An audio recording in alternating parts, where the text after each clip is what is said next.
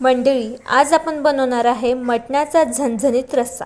त्यासाठी आपण एक कांदा घेतला आहे, त्याचा वरचा साल आपण काढून घेतला आहे आणि कांद्याला आहे ना हुबा असा बारीक आपल्याला चिरून घ्यायचा आहे।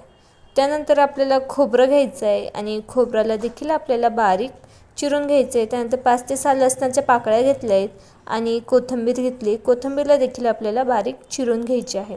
त्यानंतर तवा गरम झाला की लगेच त्यावरती आपण चिरलेला कांदा घालायचा आहे आणि त्याला 4 ते 5 मिनिटं छान प्रकारे भाजून घ्यायचं आहे। तेल टाकून कच्चा पण दूर होईल एवढंच आपल्याला भाजायचं आहे। आणि कांदा छान भाजून झाला की लगेच खोबरं घ्यायचं आहे आणि खोबऱ्याला देखील आपल्याला छान प्रकारे भाजून घ्यायचं आहे।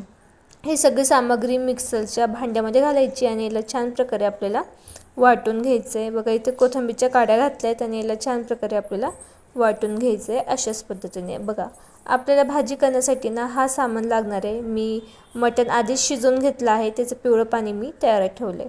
तर बघा कढई तापवायची, मी ते 2 पळी तेल घातलं आहे। तेल छान प्रकारे गरम झालं की यामध्ये आपल्याला जिरं घालायचे। जिरं छान प्रकारे आपलं फ्राय झालं की वाटलेला मसाला यामध्ये आपल्याला घालायचा आहे आणि 1 ते 2 सेकंद याला छान परतवून झाल्यानंतर यामध्ये आपल्याला मसाले घालायचे। तर मी ते लाल मिरची पावडर घातली, हळद घातली आहे आणि याला परत आपल्याला छान प्रकारे मिक्स करून घ्यायचं आहे।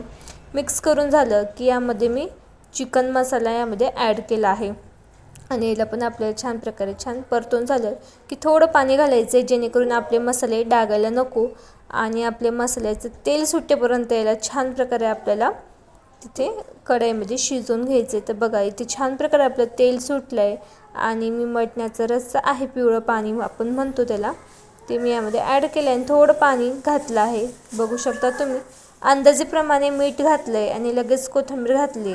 तर बघा मंडळी, बोलता बोलता आपला मटणाचा रस्सा इथे तयार आहे।